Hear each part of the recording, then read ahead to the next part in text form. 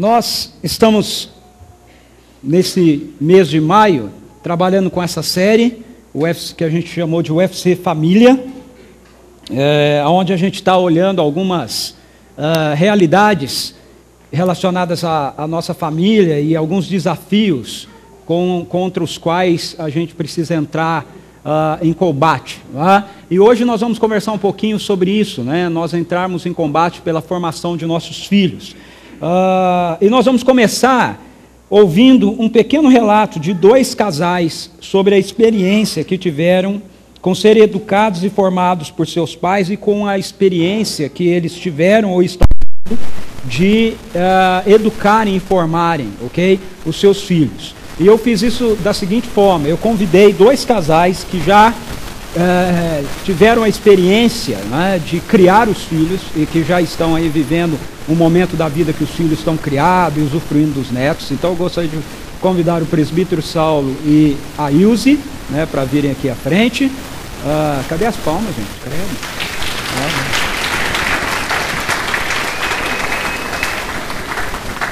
Então eles vão sentar aqui. E eu convidei um casal que está tendo a experiência, né, de começar a criação dos filhos, né? O presbítero Marcelo e a Patrícia, ok? Então eu queria que eles viessem aqui também, sentassem ali.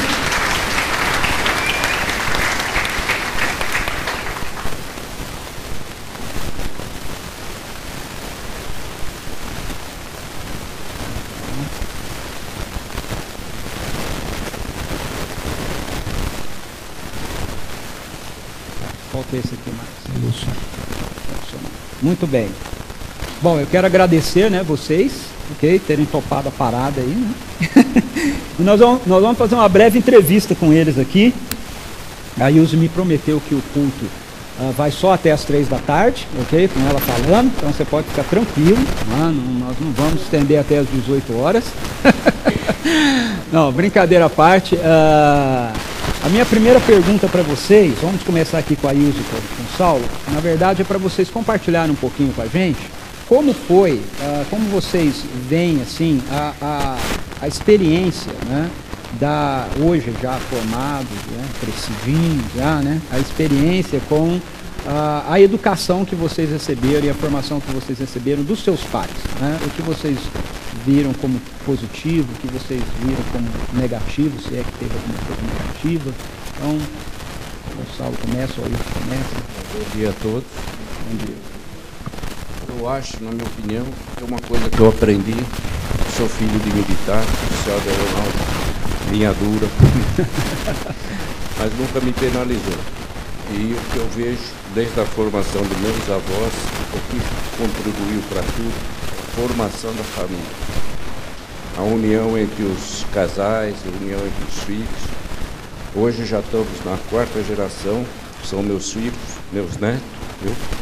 Eu mesmo sou, porque eu sou um agradecido a Deus.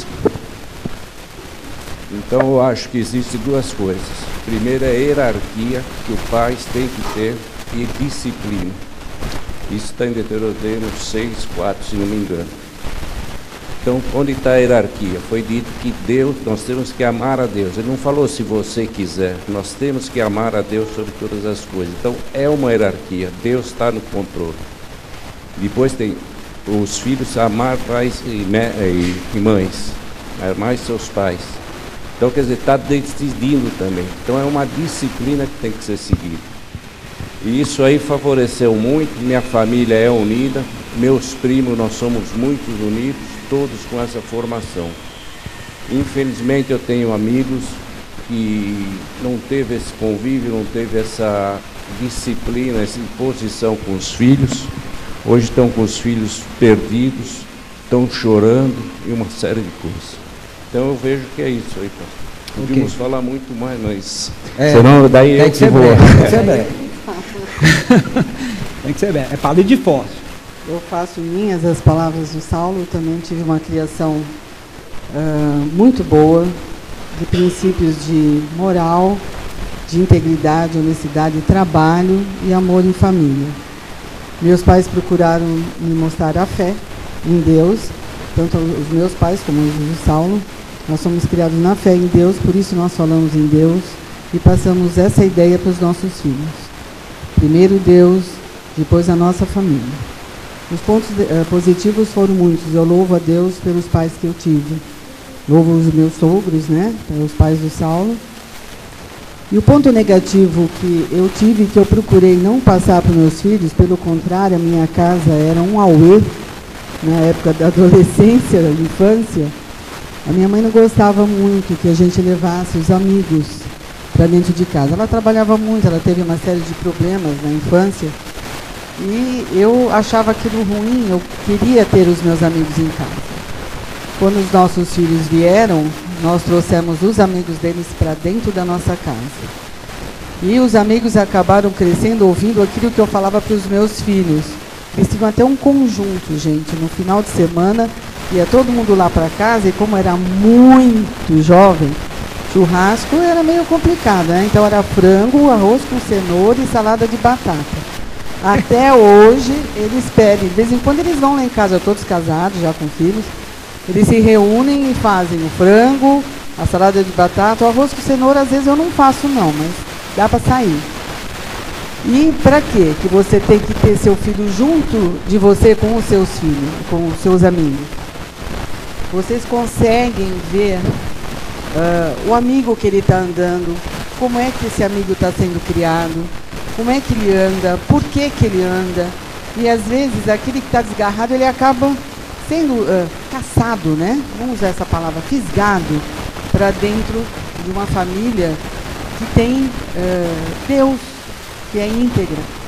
E muitos deles se escaparam, mas os que ficaram são ótimos pais de família, ótimas mães de família. Então, gente, eu já estou na Giovana com 21 anos, minha neta linda que está ali. Então, nós estamos beirando a bisneto, se bobear, né? Então, tenham isso em mente. Educar filhos não é muito fácil, não. É uma tarefa árdua e vocês não podem esquecer. Os filhos, Deus nos dá como responsabilidades eternas. Não é porque ele casou que você vai largar, tá? Ele casou, você continua com ele, os amigos dos netos e tudo vai bem, tá? E, em primeiro lugar, não se esqueçam, crie-os na fé de Deus. Porque se eles tiverem fé em Deus, tudo vai bem. Ok, posso segurar aí. Beleza, vamos ouvir um pouquinho ali então o Marcelo e a Patrícia, a experiência, a mesma pergunta, a experiência que vocês, olhando para trás, veem, né, de positivo e de negativo na criação que vocês tiveram dos seus pais. No meu caso, eu fui criado num lar onde a gente não tinha muito, eu diria assim, uma educação, entre aspas, religiosa, né? Meus pais eram católicos, mas eram católicos não praticantes, né? Então, a gente geralmente ia na igreja em datas comemorativas, né? Mas sempre foram, como o Saulo colocou aqui também, bem linha dura, né? Em alguns momentos, eu diria que um pouco extremistas, mas eu não me arrependo de nada, né? Eu acho que tudo que eles me ensinaram, tudo que eles passaram para mim foi muito bom, foi de grande valor, né? E eu acho que é isso que de repente está faltando hoje, né? Essa um pouco mais de rigidez, um pouco mais de disciplina para os filhos. Então, assim, eu entendo muito bem hoje que tudo que eles fizeram foi para me resguardar, foi para me proteger. Isso foi uma vantagem, né? A desvantagem, eu acho que é isso, é a questão de eu não ter tido dentro do meu lar um suporte, um apoio cristão, né? Embora fossem cristãos, embora fossem católicos, a gente não tinha essa prática, né? Então, eu fui me converter aos 18 anos, graças a Deus, né? Deus me resgatou, Jesus entrou na minha vida, mas até esse tempo eu não tinha nenhuma base cristã, né? na minha vida. No meu caso, eu fui criada numa família cristã. A minha mãe sempre foi uma mulher de muita oração. Eu cresci desde pequenininha em reuniões de oração com ela. Eu adorava ir, porque sempre tinha um monte de bolo, um monte de coisa gostosa para comer. Eu sempre falava para ela que eu queria ir porque eu queria comer o bolo. Eu tenho 3 irmãs, o Ricardo, mais 2 irmãs mais velhas. A minha irmã mais velha tem... a mais velha que eu tem 9 anos de diferença, então assim, a gente tem bastante diferença dos 3 irmãos mais velhos, né? E tem uma irmã mais nova, que a gente foi criada bem junta, a gente tem 1 ano e 8 meses de diferença, então a gente sempre foi, sempre brincou junto. Eu acho que isso fez muita diferença também para o meu crescimento, né? A minha mãe, ela também sempre foi muito rígida, muito brava. Minha mãe sempre foi brava demais. Ela olhava para a gente já sabia que não podia fazer nada. Então não existia esse negócio de não responder, de ser mal educado. Não existia isso na minha casa. Ela não permitia de jeito nenhum. Ela era muito brava. E o meu pai sempre foi assim um doce. Ele era muito amoroso, muito bonzinho. Ele jamais assim brigava com a gente. Ele não dava uma bronca. Pelo menos comigo, com a minha irmã mais nova, que ele já estava um pouquinho mais velho, né? Então, assim, não tinha. A gente era bem mimado mesmo, assim, por ele. E a minha mãe já tinha esse negócio da rédea curta com a gente, né? Então, eu fui criada, assim, bem educada. Eu acho que, em relação a limites mesmo. Então, eu acho que isso é um ponto muito positivo. E eu pretendo ser assim com o Pietro, né? Pelo menos a questão... Ah, tá bom, desculpa. Essa é a segunda parte. Então é isso, em relação à base cristã, graças a Deus eu tive meu avô, minha avó, eles fundaram a igreja presbiteriana lá em Ribeirão, eles construíram a igreja literalmente, tijolo por tijolo lá, meu avô era pedreiro, então ele tem até o nome dele lá, né, na plaquinha, é um orgulho pra gente isso. E minha mãe ensinou sempre isso pra gente, assim, a questão da oração. A oração é um princípio, assim, base na minha vida, acho que sempre fez muita diferença e é o que permeia, assim, na minha vida.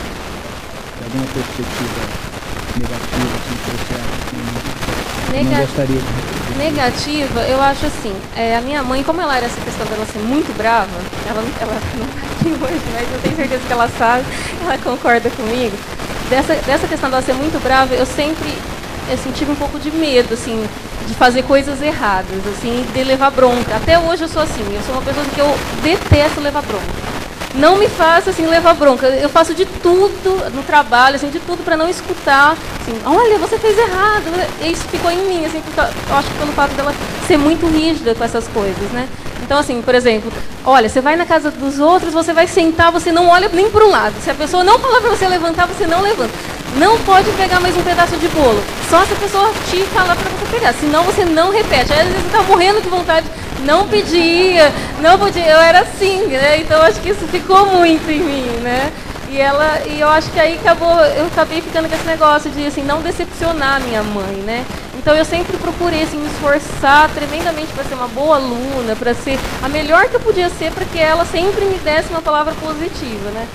Mas assim, é um ponto negativo, mas eu acho que isso me ajudou também, né? Tem me ajudado. Então é difícil falar, né? O que é negativo, o que é positivo. Acho que tudo isso ajuda a gente a ser quem a gente é, né? Ok, então agora vamos ouvir um pouquinho do Saulo e da Ilse. Agora vocês podem dividir até o microfone na hora que quiser interromper o outro. Sobre a experiência de vocês na educação do filho de vocês, dos seus filhos. Que eu vivi, passei com meus filhos desse povo. O grande segredo que eu vejo, como nós estamos vivendo um mundo cheio de arapucas para os nossos filhos, é vocês trazerem os amigos dos seus filhos para perto de vocês. Nossos filhos ainda não têm, os meus já têm que ser tudo 40 anos para cima, né? Mas meus netos, tudo, então eles estão numa idade muito perigosa. Então a gente tem que ficar de olho, sabendo onde eles estão, como estão, a gente pode passar, pode acompanhar, pode aconselhar. Então o primeiro baile que a Giovana foi, porque meus filhos nunca tiveram, não era um tempo bem antigo. O pai não queria deixá-la aí, né, o Fábio. Daí eu coube a mim e a Ilse levá-la. Aí nós fomos, daí deixamos, falamos ladainha toda para ela. E falamos, não, que hora que vem buscar? Tudo bem, vamos buscar. Só que depois viemos, deixamos passar 1 hora, 1h30, voltamos, circulamos a casa para ver como que nível estava o ambiente. Então estava tudo tranquilo, fomos para casa dormir até que ela viesse. Então o grande segredo era isso, trazer os filhos, os amigos dos filhos para dentro de casa. É que hoje o tempo é curto, mas eu tenho 2 casos completamente diferentes, que nós orientamos um dos nossos casais amigos nossos, e ele brigou, se separou de nós, assim, não fala mais. Já o outro que nós aconselhamos, vimos que estava, continuou nossos amigos, e que hoje salvou o filho dele. E o outro casal que separou não salvou.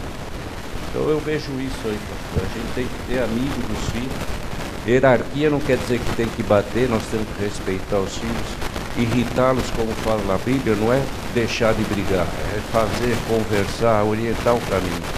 A partir do momento que a gente fez o caráter dele, daí nós podemos largar. Eu tenho um exemplo, posso citar Carlos. Eu admiro muito o filho da Carla. É um rapaz que eu não tenho muito diálogo assim com ele, que ele vem pouco aqui. Está lá na Inglaterra, tudo longe. Ela tem que ficar preocupada, mas ele já tem o caráter formado. Então ele já está livre dessa pesquisa, dessa agressão que os nossos pequenos não têm. Então eu acho que a vigilância e a antecipação do que acontece é o melhor remédio. Completar aí, foi? Só vou completar o seguinte: pais, sejam muito amigos dos seus filhos. Não permitam que eles vão procurar respostas para as dúvidas deles, principalmente que têm filhos adolescentes, lá fora. Lá fora a resposta, normalmente, quase que 99%, ela vem distorcida. 100% os pais tentam acertar. Eu escutei isso de um médico já falecido, Dr. Hiroshi. Os pais, 100% fazem tudo para acertar. Às vezes os filhos na hora dizem: poxa, você é uma chata, ou você é um opressor. Não importa. Escute que você é chata, escute que você é um opressor. Que lá na frente ele vai dizer: graças a Deus, eu escutei isso da minha filha ontem. E...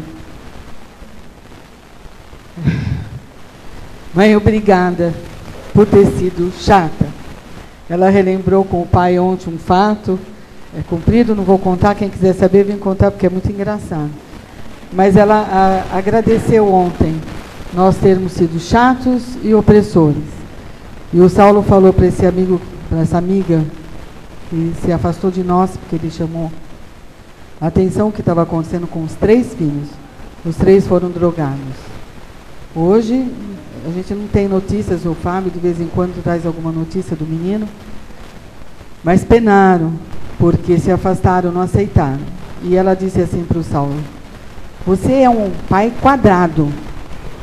E o Saulo respondeu: eu prefiro ser quadrado e dormir tranquilamente do que ser um pai redondo e chorar para o resto da minha vida. Então, sejam pais quadrados, tá? O redondo rola. O redondo vai para frente e você perde os seus filhos. Muito bom. Os desafios, Marcelo e Patrícia, que vocês começam a sentir na educação da Pietra.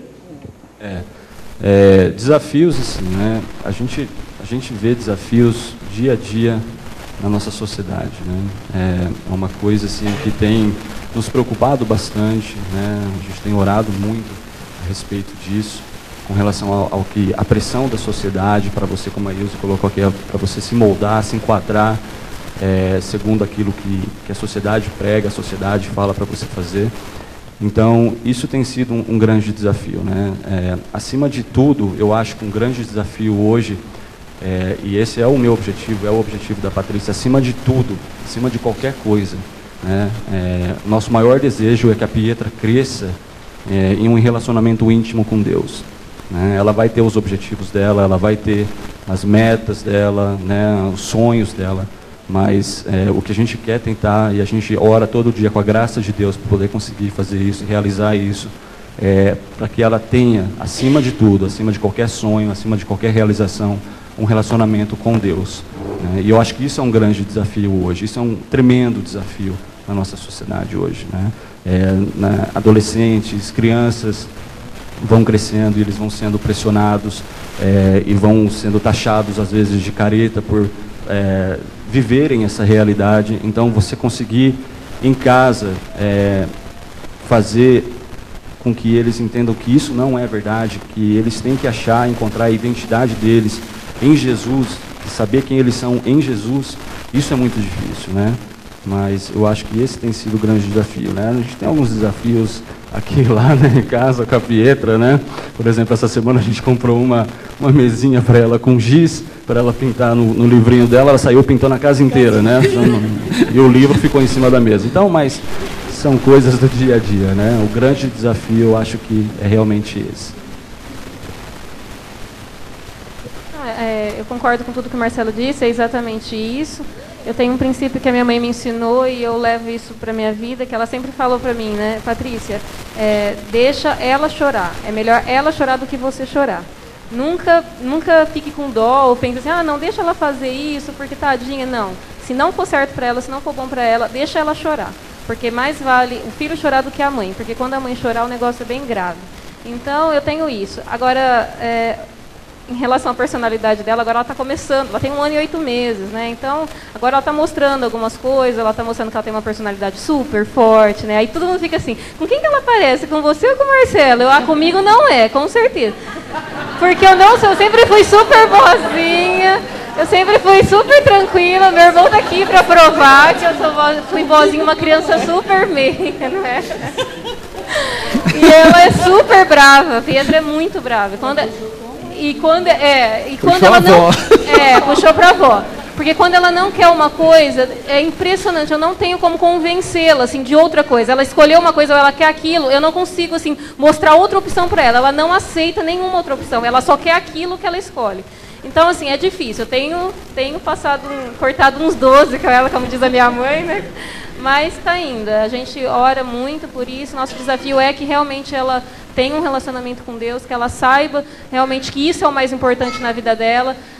Não projetar os meus sonhos na vida dela também, porque isso eu tenho lido bastante, eu tenho procurado me informar bastante, conversar com muitas mães, com pais, porque a gente é nova, minha primeira filha, a gente não sabe nada, né? Então eu tenho procurado conversar e muitos dizem isso para mim. Deixa ela ter os sonhos dela, deixa ela ser aquilo que Deus planejou para ela. Deus já tem tudo para ela. Deus já deu a personalidade dela, Deus já deu, né, os sonhos para ela e ela vai ser aquilo que Ele quer que ela seja, não aquilo que você quer. Então, deixe que Deus mostre para você e deixe Deus trabalhar nisso e ajude, né?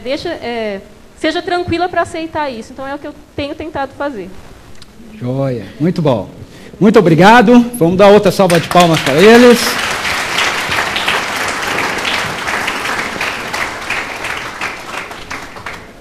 Nossos diáconos podem me ajudar aqui, tirar essas cadeiras agora. Bom,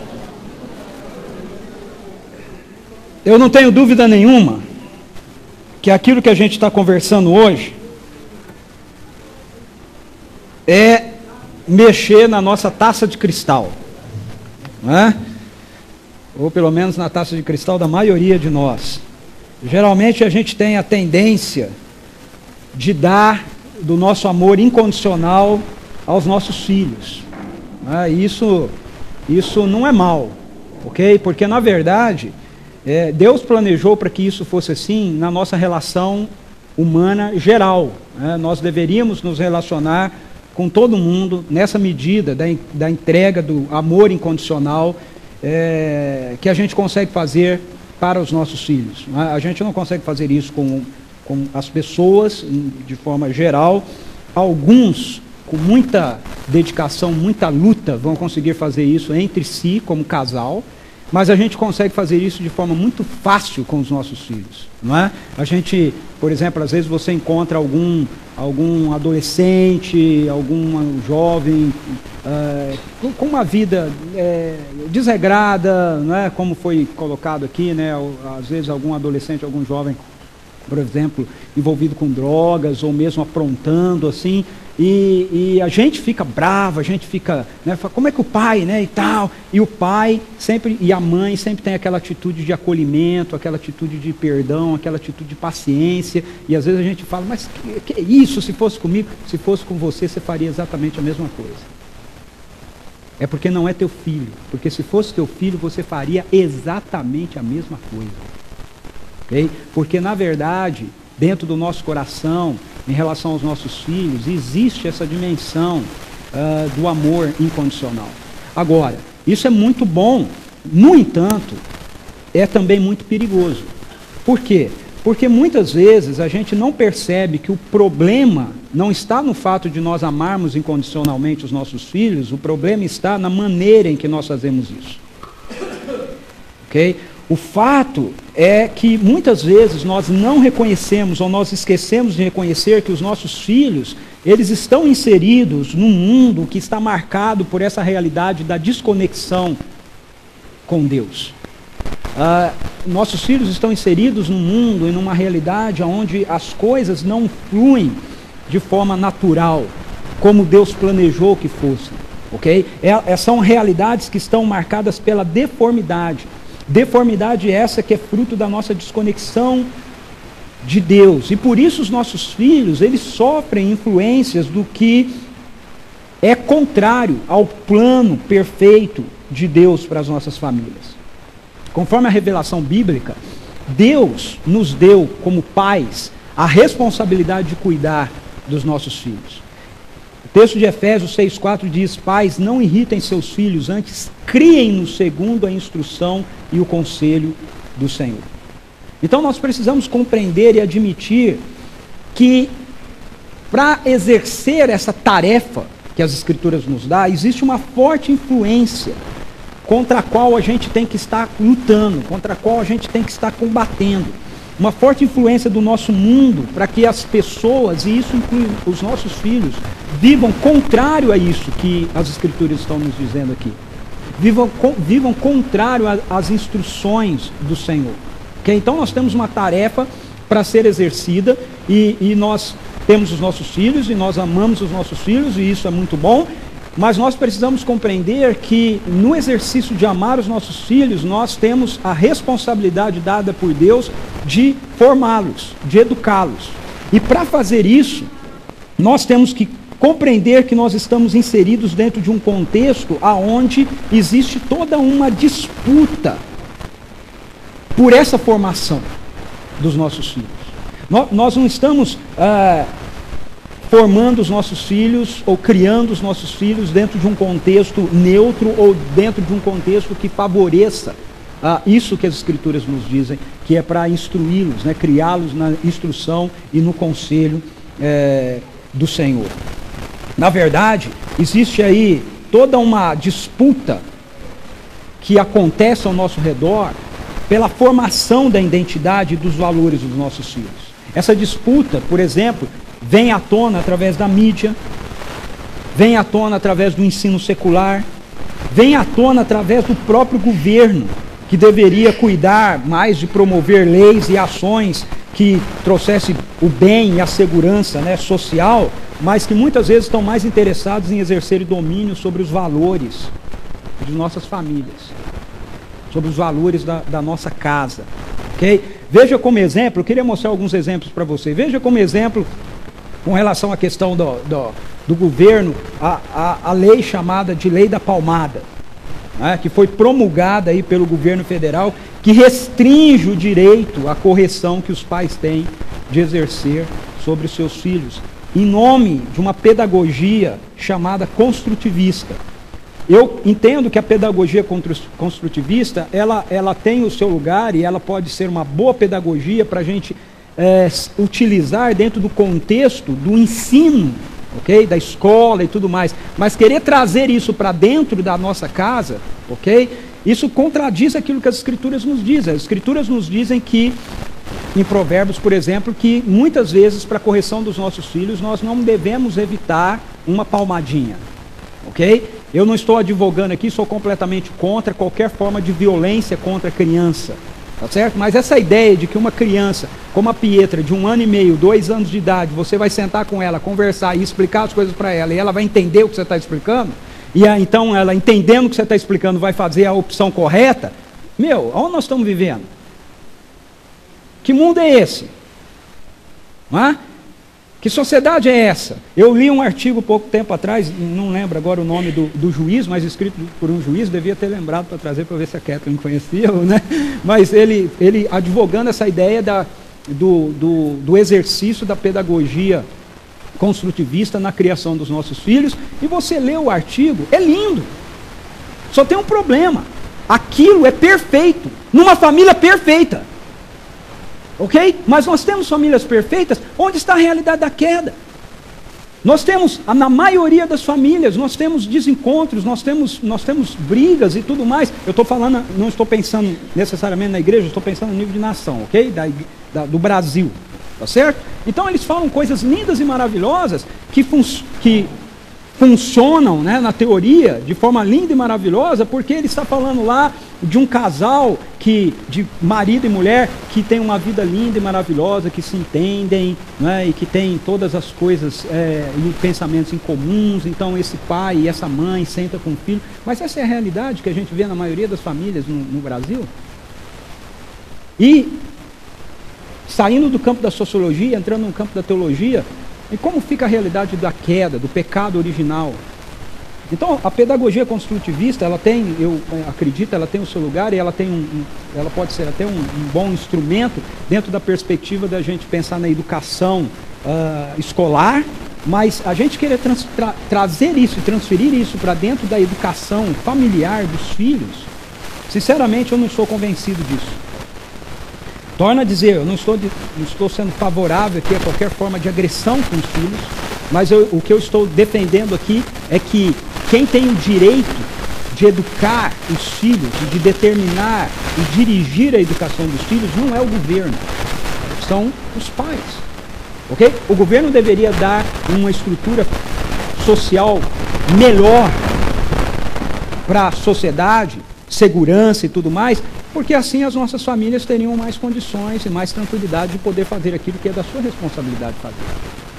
Mas a gente vê um movimento dentro do governo que não está preocupado com aprovações de leis que têm a ver com a sociedade como tal, mas que vivem trazendo e apresentando questões relacionadas à moral, à ética ou qualquer questão relacionada a isso no cunho familiar. Se a gente pensar, por exemplo, quanto à mídia, existe um incentivo cada vez maior à violência, à independência, à irresponsabilidade, ao sexo casual, sem compromisso, ao erotismo nas relações e a patologias do comportamento que são apresentados por programas de televisão, por novelas, por filmes. O tempo todo, na televisão, os nossos filhos estão expostos a esses programas, né, a essas propostas. No campo da educação secular ainda, existe um explícito movimento contrário a valores que já são estabelecidos. E esse movimento, esses partidários desse movimento, eles usam como argumento o desfazer preconceitos. Mas, na verdade, o que se visa com isso é formatar uma aceitação acrítica às tendências que grupos sociais querem insistir que se torne o paradigma aceito pela nossa sociedade. Eu coloquei aí alguns exemplos, como, por exemplo, o gasto irresponsável do governo de verba pública para disseminar o que é chamado aí de kit gay, aonde o argumento é para que você combata a homofobia dentro das escolas. Ok, não sou favorável a gente ter preconceito contra nenhuma pessoa, a gente deve respeitar a pessoa enquanto pessoa, ok? Pela questão da queda, eu entendo que as pessoas fazem escolhas que não tem nada a ver com aquilo que Deus quer para elas, então eu não sou favorável a promover nenhum movimento contra pessoas, tá certo? Mas eu também não sou nada favorável a se promover movimentos que se dizem que é contra uma postura, mas o que se insiste com o conteúdo é a formatação de uma mentalidade favorável a uma postura. Não é? Isso aqui é uma das imagens, né, de uma das cartilhas, ok? Onde é contado a história da Bela Adormecida. Olha aí a Bela Adormecida. Olha a história da Bela Adormecida. Agora, eu pergunto para vocês, para a gente poder dizer, olha, nós devemos respeitar todas as pessoas. Se uma pessoa ela tem uma orientação na vida dela homossexual, a gente precisa respeitá-la, eu concordo com isso, mas para fazer isso a gente precisa ensinar crianças de 6 anos, 5 anos, 7 anos de idade a respeito do fato de que elas podem fazer a escolha de se relacionar com uma outra pessoa do mesmo sexo.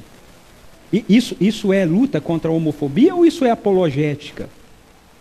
Defesa a um comportamento que a gente quer que seja cada vez mais aceito como comum, mas não só aceito como comum, mas incentivado à prática do mesmo. Sinceramente, eu entendo que o governo deveria estar preocupado com a violência em si. Não é? Vamos prender quem tá batendo nos outros, quem está espancando os outros, vamos botar esse pessoal na cadeia, ok? Ao invés da gente ficar fazendo promoção. Outra coisa, esse até bom, não está muito claro essa né, a imagem aqui. Esse aqui é um cartaz, ok? Que você encontra em postos de saúde do governo, por aí afora, aonde está se dizendo sobre o uso responsável das drogas. Bom, até pouco tempo atrás, a propaganda que eu via sobre droga é que diga não às drogas. Droga é ruim. Mas essa última leva que saiu em 2012, isso daqui, esses equipamentos são só seus, não compartilhe. Aí aqui tem seringa, tem cachimbo de crack, um monte de... O governo, é do governo isso. Então como é que a gente pode olhar para isso e dizer assim, não, eu estou tranquilo em deixar na mão do governo a responsabilidade da educação dos nossos filhos?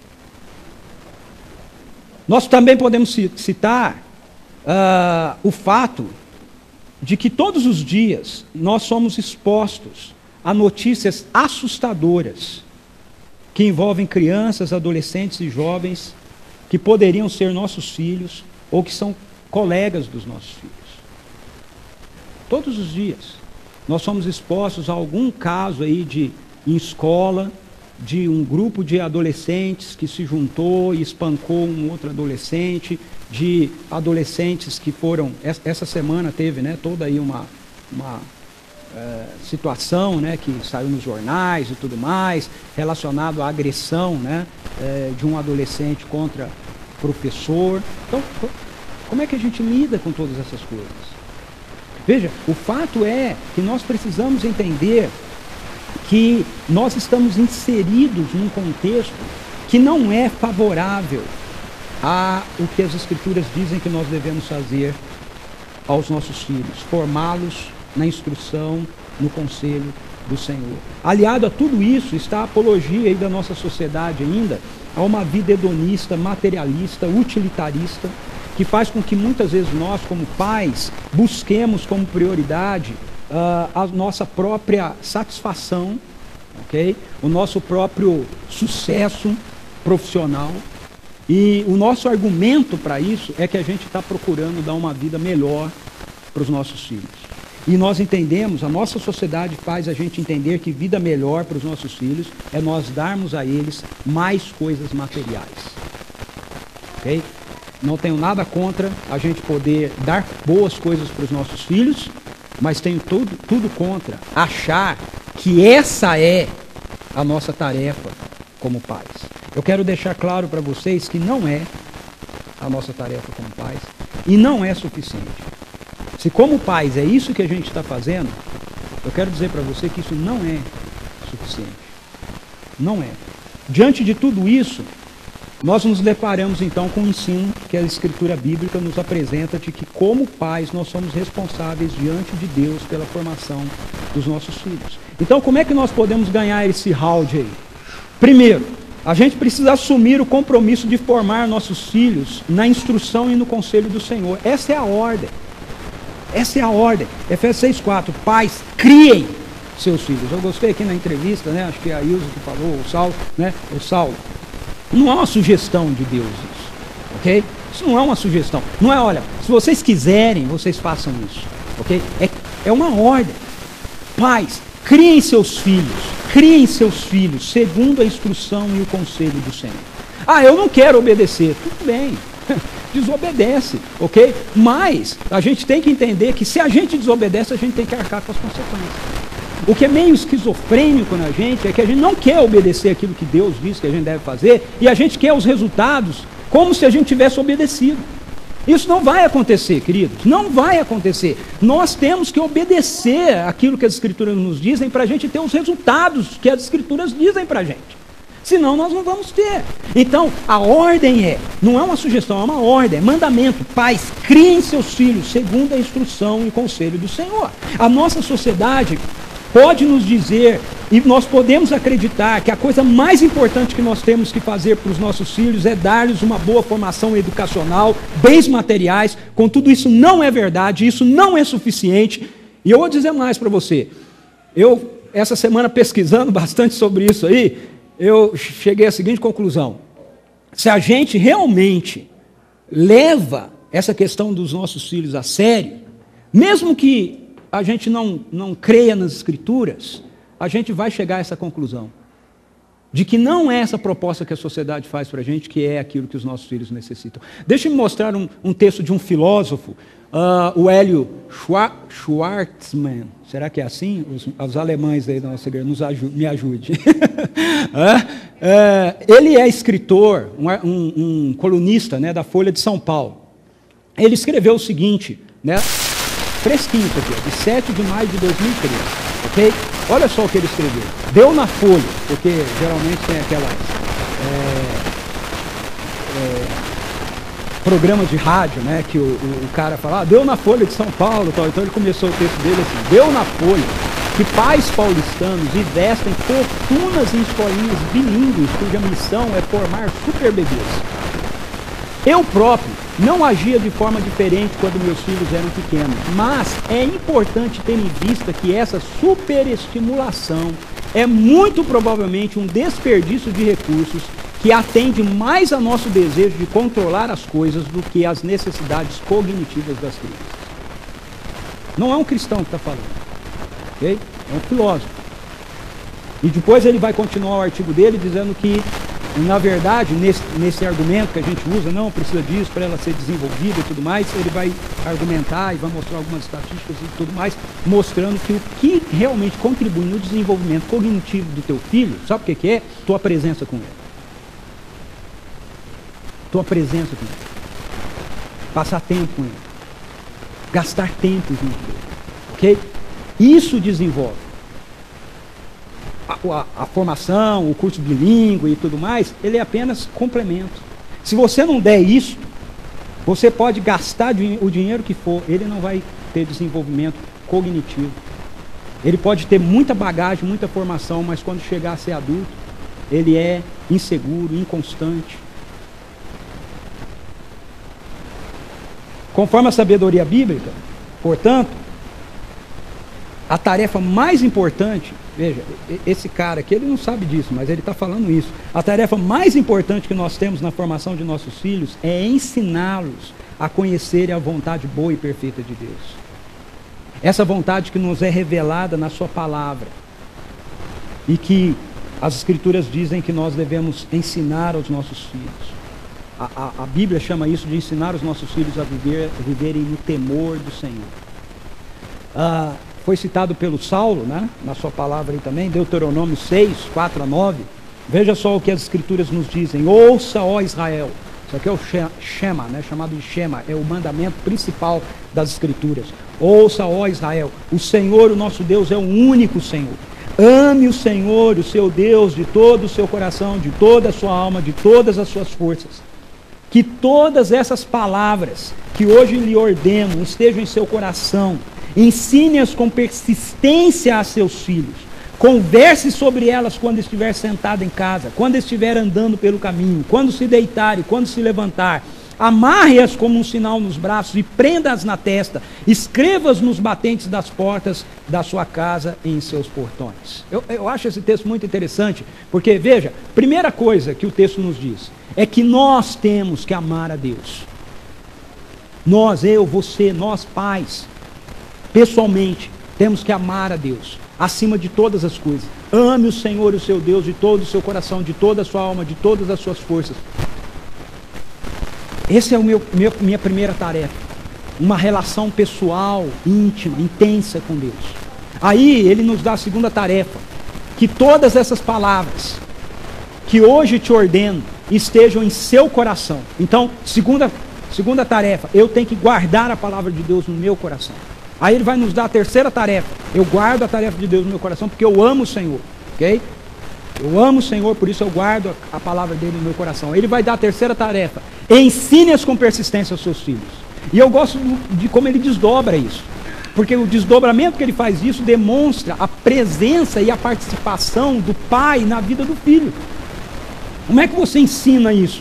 Ele diz, converse sobre ele quando estiver sentado em casa.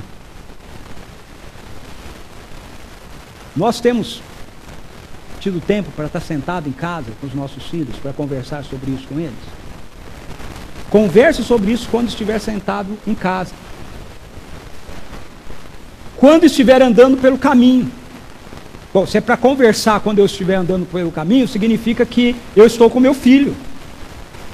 Então nós temos atividades, nós temos ações, nós temos projetos onde os nossos filhos estão conosco nisso.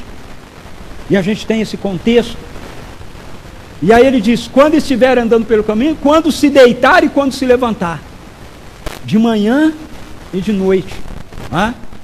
Em outras palavras, isso precisa estar central no seu coração, no seu compromisso. E aí ele vai dizer, amarre-as como um sinal nos braços, para lembrar, prenda na testa, escreva nos batentes da porta. Israel, ele começou a fazer, a nação de Israel começou a fazer isso do jeito certo, depois acabou se perdendo. Ele ficou só com esse final aqui. Eles começaram a achar que bastava amarrar uns versículos bíblicos aqui, a lei de Deus aqui no braço, colocar a lei de Deus amarrada na testa, colocar um quadro, com a lei de Deus, 10 mandamentos na casa dele. Muitas vezes não é isso que a gente faz. A gente começa a achar que é suficiente a gente ter um quadro exposto na nossa casa com um versículo bíblico, uma caixinha de promessa, que a gente vai tirando os textos de vez em quando.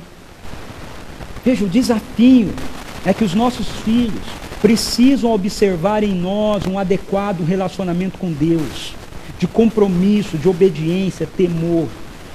O desafio é que eles precisam ser orientados por nós a uma entrega verdadeira de suas vidas a Jesus Cristo mediante o Evangelho, para que então eles tenham uma vida de fato bem-sucedida.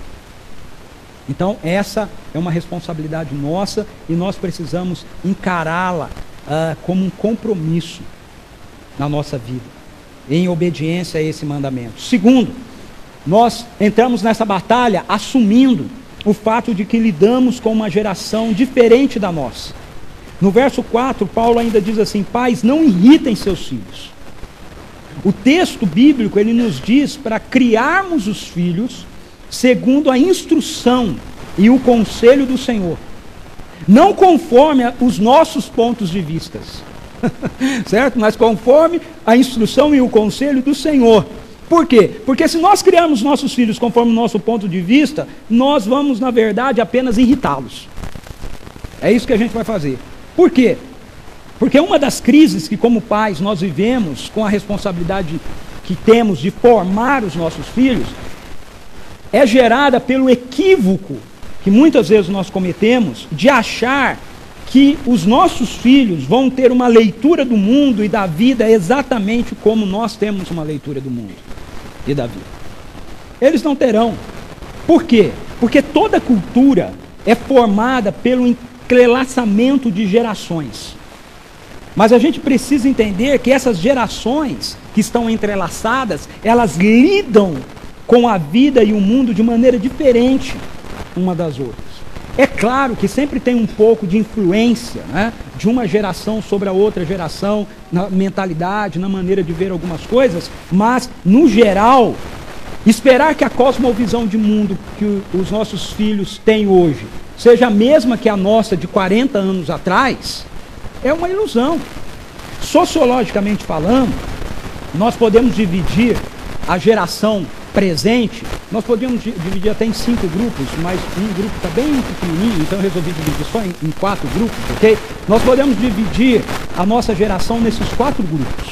Os chamados Baby Boomers, que são aquelas pessoas que nasceram, você vai se identificar aí, num desses quadros aí, tá? Que nasceram, não vou pedir para levantar a mão, que nasceram entre 1946 a 1964, ou seja, a geração pós-guerra, pós-Primeira Guerra Mundial, ok?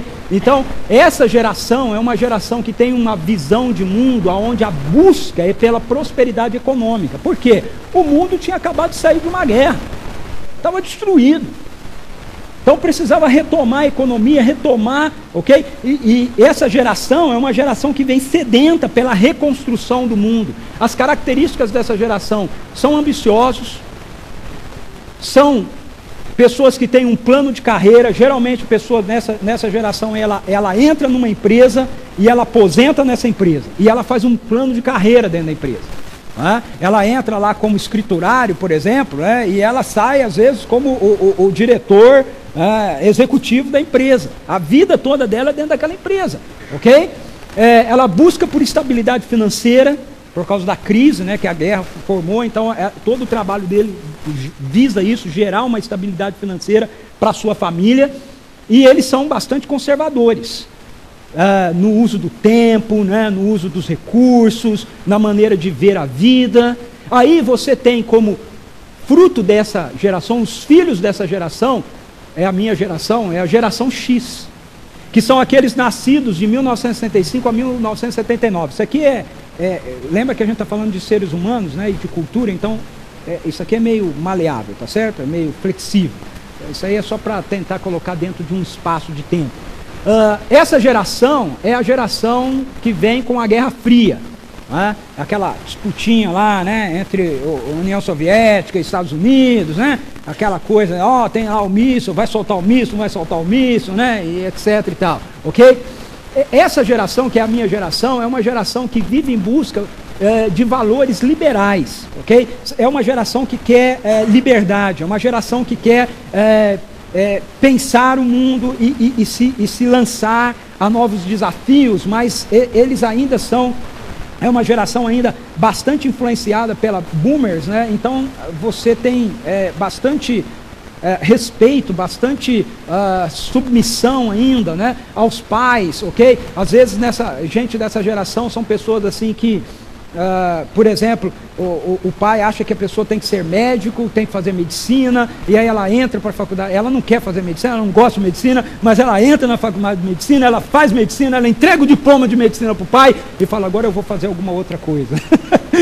Mas ela não soube dizer para o pai assim, não, meu sonho é outro, eu quero lutar por outra coisa, Ele ainda se submeteu a essa direção e orientação do pai. Característica dessa geração, geralmente são pessoas autoconfiantes, gente que trabalha, mas a carreira não é vista como aqui, como algo que você planeja e que você busca. A carreira é como um item complementar à sua vida. Eu tenho que trabalhar porque trabalhar me dá dinheiro para eu poder ter outras coisas que eu acho mais interessante. Então eu trabalho. Eu trabalho, às vezes trabalho duro, mas porque eu quero ter coisas, não é tanto pelo trabalho. Aqui não, aqui, esse cara aqui era pelo trabalho, Eu estava agora em Brasília, fiquei hospedado na casa de um bispo lá da Nova Vida, o bispo Antônio, ele estava me contando, ele trabalhou 25 anos no Banco do Brasil, e ele está nessa geração aqui, e ele falava para mim assim, na verdade está um pouquinho antes até, que ele entrava no banco meia hora antes do horário que ele tinha que entrar, e ele saía do banco meia hora depois do horário que ele tinha que sair. Então ele trabalhava 8 horas, mas na verdade trabalhava 9. E ele falou, não, eu dava minha vida pelo banco. Eu vejo isso no meu sogro também. Eu dava minha vida pelo banco, ok? Aqui, esse pessoal da geração X, eles não dão a vida dele pela empresa não. Ok? Mas eles trabalham e são capazes de ser fiéis muitas vezes à empresa, porque eles sabem que com aquilo eles podem adquirir outras coisas. Se você quiser ver uma diferença entre isso aqui também, legal, que dá para ver, é só você olhar em time de futebol. Os times de futebol nessa geração aqui, você pega, por exemplo, um Pelé, que você vai ver ele começar no Santos e ele terminar no Santos. Okay? Depois que a carreira, o nome dele já estava feito, então ele joga ali nos Estados Unidos, e tal. E você pega o pessoal da geração X aqui, vê o cara, começa na escolinha de base do Santos, aí depois ele vai para São Paulo, aí de São Paulo o Corinthians paga mais, aí vai para o Corinthians, aí do Corinthians ele sai dali, porque ele não é fiel ao trabalho dele em si, ele é fiel naquilo que o trabalho pode proporcionar. para ele, ok? Aí a gente chega na geração Y, nós temos alguns aqui da geração Y, 1980, aqueles nascidos de 1980 a 1995, essa é a geração da globalização, é chamada também de geração eu me acho, né? Os caras se acham, né? Eles acham que sabem mais que a gente, eles acham que eles têm resposta para tudo, né? Eles se acham, ok? Né? Se esse cara aqui, ele fica no trabalho, né? Vamos ver algumas características desse aqui, olha só, características, eles são tecnológicos, é a primeira geração que usa o computador de forma intensa, né? e presente efetivamente na sua vida. Aqui o computador começa a vir, né, para o meio público, mas é aqui que ele ganha aspectos personal, ok? Eles são mutáveis, eles mudam muito de grupo, de opinião, certo? De lado, né? Eles veem o trabalho como meio para atingir objetivos pessoais. Eles entendem, isso aqui funciona da seguinte maneira, eles se acham, eles se entendem muito, muito bons, então se você o empregar na sua empresa, é um privilégio para você ter contratado ele. E se demorar muito para você dar uma promoção para ele, ele vai dizer, ó, cuidado que você me perde, hein? Cuidado que você me perde, eu vou para outro. Ok? Eles de fato sabem muito, eles têm muita informação por causa do mundo globalizado, a internet e tudo mais, eles têm muita informação, eles conhecem bastante, mas um problema dessa geração é que muitas vezes eles não estão prontos emocionalmente. Okay? E nós temos a última geração, que é a nascida pós 1995, que é a chamada geração Z. A gente não tem muitos detalhes dessa geração, porque ela está em desenvolvimento, ok? Mas é a era da informação. Se essa é da globalização, quando o mundo se torna pequeno, ok? Essa daqui é da informação. Quando você, pelo mundo ter se tornado pequeno, você sabe de tudo que acontece, em todo lugar, em quase que em tempo real. É a geração do Facebook, a geração do Twitter, a geração do YouTube, a geração do Google, né? O Google diz, ok?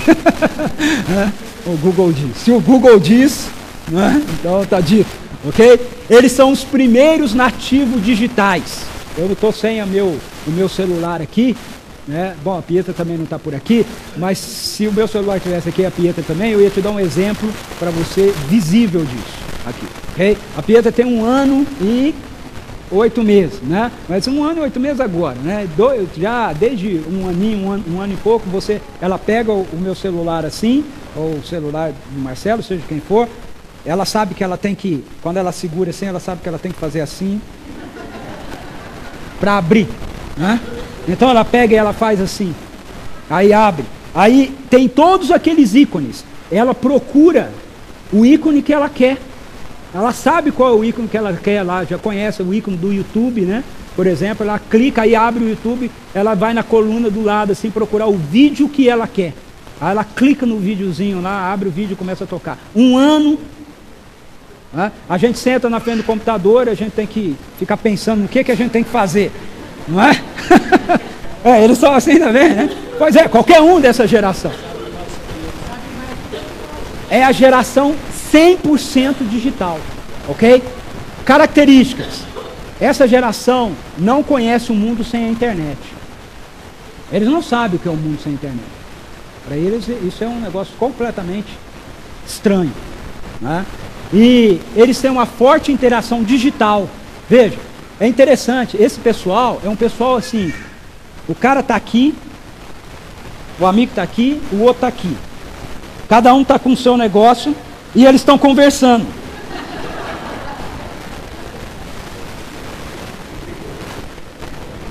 Você senta com um desses meninos para conversar e às vezes eles ficam na sua frente quietos.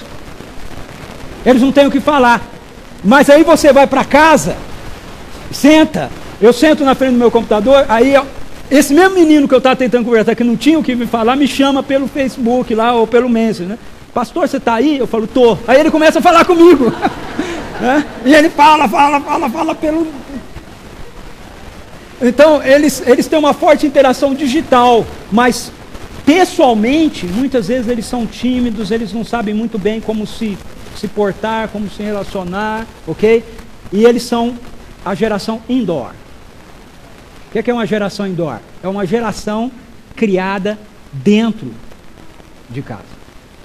Okay? Essa geração não sabe o que é soltar papagaio, não sabe o que é jogar bola na rua, não sabe o que é bets. Quem sabe o que é bets aí dessa geração? Dessa geração, né? Não é a geração X, não. É um ou outro, olha lá, um ou outro. É a geração que vive dentro de casa. Ok? Por eles não precisa sair. Geração videogame. Tá? Senta na sala e joga videogame o dia inteiro. Agora, veja, o que eu quero mostrar aqui para você. É exatamente isso que você está sentindo agora. Tá? Veja, isso é bacana porque a gente se identifica com um desses grupos. Não é? E a gente percebe as diferenças dos outros grupos. O nosso desafio na educação dos nossos filhos é entender que se eu estou aqui criando um filho que está aqui, não adianta eu achar que a cosmovisão de mundo dele vai ser igual à minha, porque não vai. Não vai. Ele tem uma outra cosmovisão de mundo. Veja, eu não estou entrando aqui na questão o que está certo, o que está errado nisso, ok? Eu estou apenas fazendo uma constatação. Isso é uma realidade. E nós temos dificuldades na educação dos nossos filhos quando a gente começa a ter a expectativa que os nossos filhos reajam ao mundo da mesma maneira que a gente reage. Porque eles têm uma outra cosmovisão de mundo, uma outra dinâmica em se relacionar com o mundo. Educadores e psicólogos, familiares, chamam a nossa atenção do equívoco que nós temos feito como pais em procurar supervalorizar a autoestima dos nossos filhos. Porque nessa tentativa da gente ganhar os filhos para nossa maneira de ver o mundo, a gente tem a tendência, não, você pode, não, você consegue, não, isso tem a sua medida de valor, mas quando a gente exagera nesse ponto, isso se torna um problema.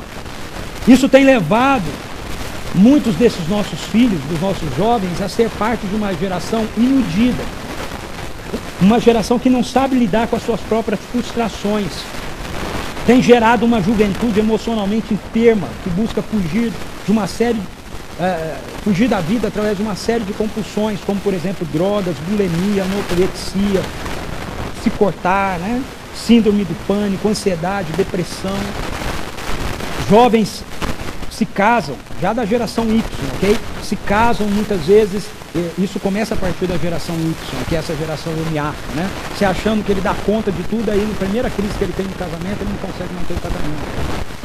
Não consegue. Por quê? Porque ele foi treinado por nós a vida toda a não lidar com as suas frustrações, guardando-os de suas lutas, de suas frustrações. Deixa eu mostrar para você uma matéria, parte de uma matéria que saiu na revista Época. Ok?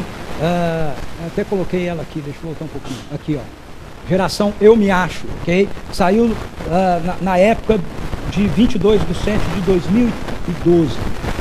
Essa revista trouxe uma matéria demonstrando como a nossa tendência de criarmos nossos filhos a partir das nossas expectativas, da nossa cosmovisão de mundo, contribui para a formação de uma geração altamente egocêntrica.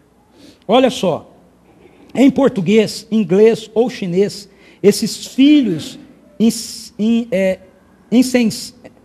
insensados, desde o berço, formam a turma do eu me acho, porque se acham mesmo.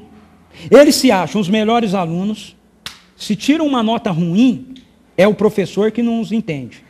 Eles se acham os mais competentes no trabalho. Se recebem críticas, é porque o chefe tem inveja do frescor do seu talento.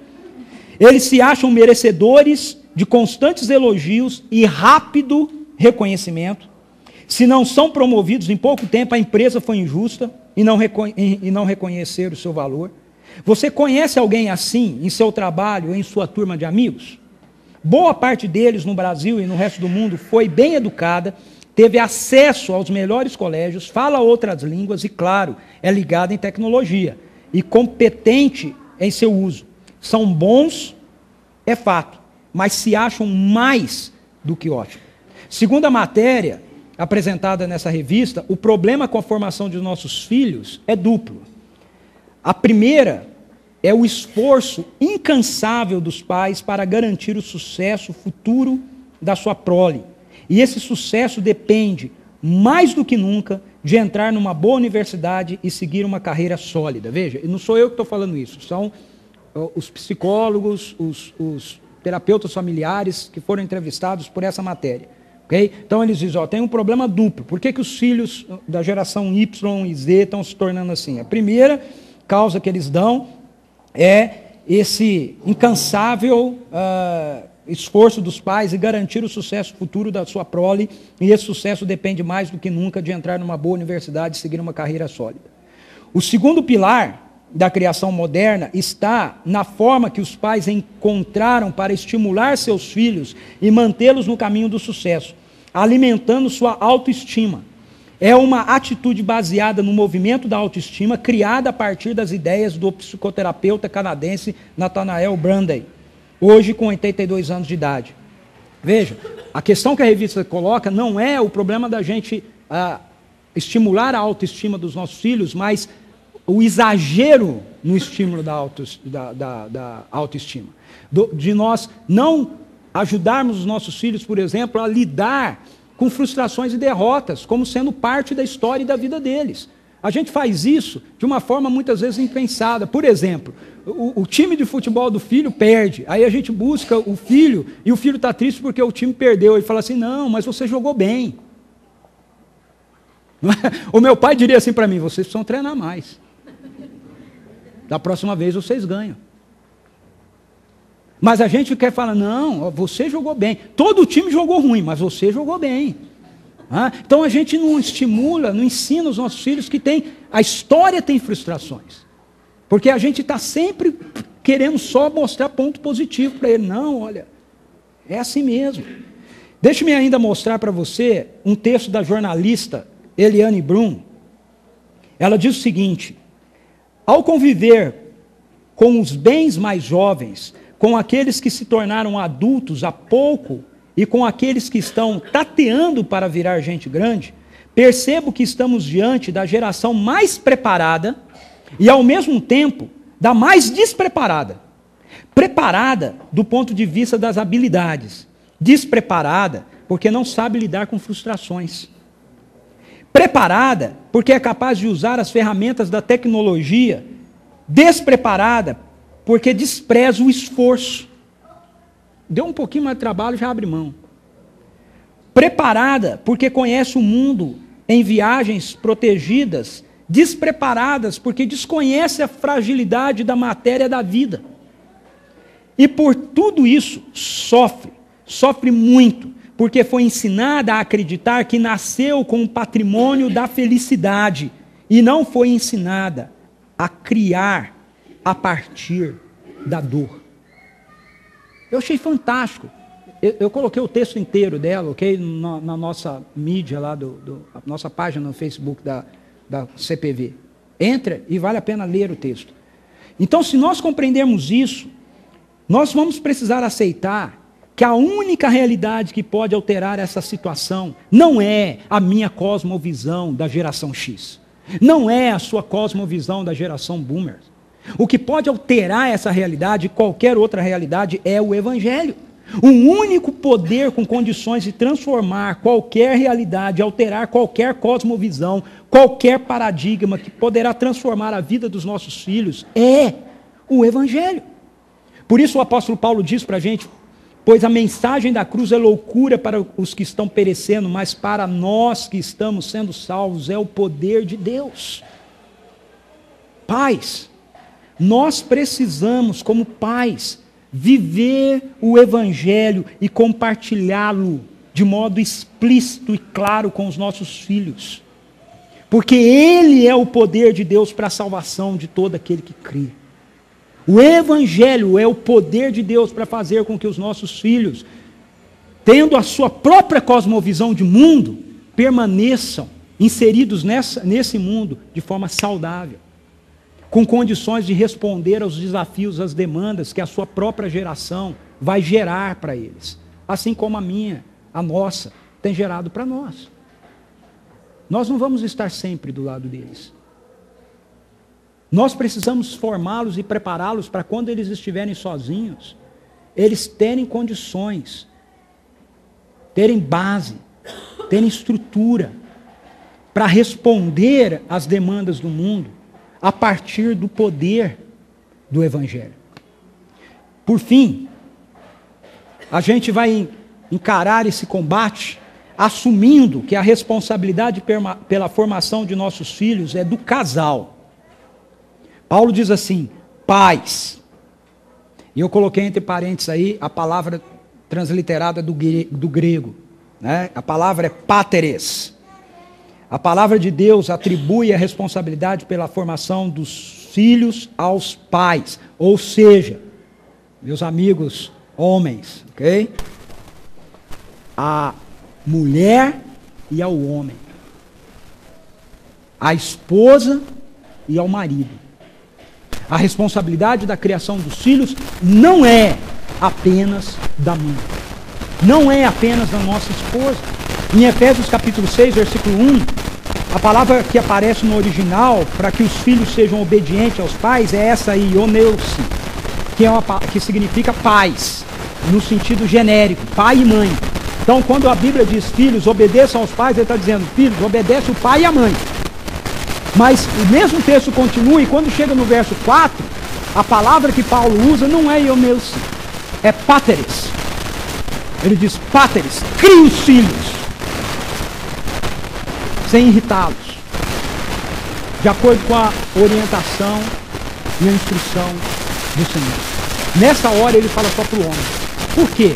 Porque a mulher já fazia isso. Na cultura de Paulo, isso era um negócio que a mulher já fazia. Então Paulo tem que falar para quem? Tem que falar para o homem. É que nem a história lá de Gênesis, né? Maridos. Né? Por essa causa, o homem, o marido, deixará pai e mãe e se unirá à sua esposa. Por que fala para o marido deixar, não fala para a esposa deixar? Porque a esposa já deixava. A esposa já saía da casa dela e ia para o clã do marido. Então ela já fazia isso. Então a ordem tem que ser dada para o homem. A mulher já está fazendo. Quem tem que fazer agora é o homem. É a mesma questão aqui. A mulher já faz. Ela já está educando. Ela já está ensinando. Agora quem tem que fazer, quem tem que entender que tem que se juntar à mulher, se juntar à esposa para fazer, é o homem. Então, meu querido amigo, meu irmão, essa não é uma responsabilidade da sua esposa. É sua e dela. E para nós como pais, essa não é uma responsabilidade do governo. Essa não é uma responsabilidade de uma instituição de ensino. Não é a responsabilidade nem mesmo da igreja. A responsabilidade pela formação de nossos filhos é nossa como pais, como casal. Não apenas da mulher, mas também minha, sua, como homem. Quando como homens nós não ocupamos o nosso lugar na formação dos nossos filhos, mas nós achamos que essa responsabilidade cabe às mulheres, nós deixamos um vácuo emocional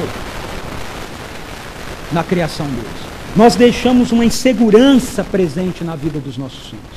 Essa insegurança, no caso das meninas, faltará para elas um referencial masculino saudável, que lhe dê segurança, que lhe dê um claro conceito do que seja um homem forte, um homem amável. Se ela vê você, meu amado irmão e amigo, na sua casa, como marido, ocupando a sua função, amando a sua esposa, estando presente na educação dela como filha, sabe o que ela vai aprender? Ela vai crescer de forma saudável e ela não vai escolher qualquer cara para ser o marido dela, não.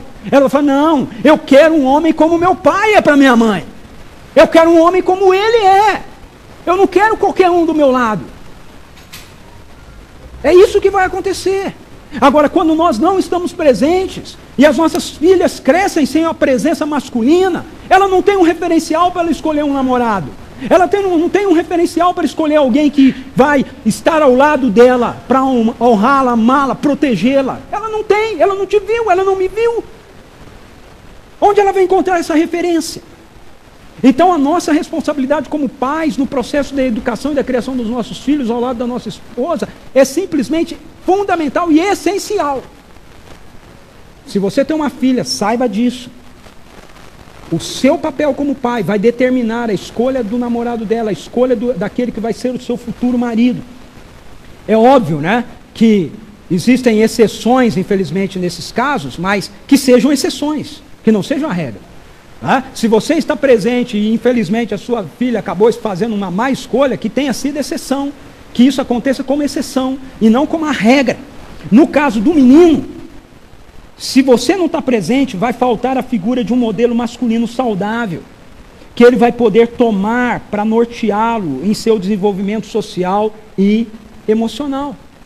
Se, como homem, eu não estou presente na minha casa, eu não lidero a minha família, eu não estou amando a minha esposa, eu não estou participando da criação dos meus filhos, eles, como homens, não têm um modelo em mim. Não tem um modelo de como eles devem tratar uma mulher, como eles devem tratar a namorada quando eles começarem a namorar. Eles não vão ter um modelo. O modelo que eles vão ter é o modelo daquilo que eles veem na televisão. É o modelo daquilo que eles veem nos filmes. Mas veja, eu não quero que meus filhos sejam formados por isso. Eu quero que meus filhos sejam formados por aquilo que as Escrituras dizem e através da minha vida como modelo daquilo que as Escrituras dizem. Esse é o desafio das Escrituras para a gente. Então nós precisamos ter a convicção de que o governo não tem autoridade dada pela revelação bíblica para ingerir sobre a nossa responsabilidade como pais na formação dos nossos filhos. A mídia não tem o direito de querer invadir as nossas casas e formar um modelo de vida, de comportamento dos nossos filhos. Não tem. E nós não podemos transferir essa responsabilidade, nem para a escola, nem para babás, nem para a igreja. Essas instruções, essas instituições e essas pessoas, elas são complementares à nossa tarefa. A escola complementa, a igreja complementa. Babás, amigos, escolinhas, complementam. Mas elas não são o fundamento. O fundamento sou eu e você, pai e mãe. E nós, homens, como pais, nós temos que dizer para os nossos filhos: meu filho, obedeça às minhas palavras, e no íntimo, guarde os meus mandamentos. Obedeça os meus mandamentos, e você terá vida. Guarde os meus ensinos como a menina dos seus olhos. Eles precisam ouvir isso de nós. Por quê? Porque boa parte daquilo que os nossos filhos contemplarem em nós é o que eles vão reproduzir nas suas vidas.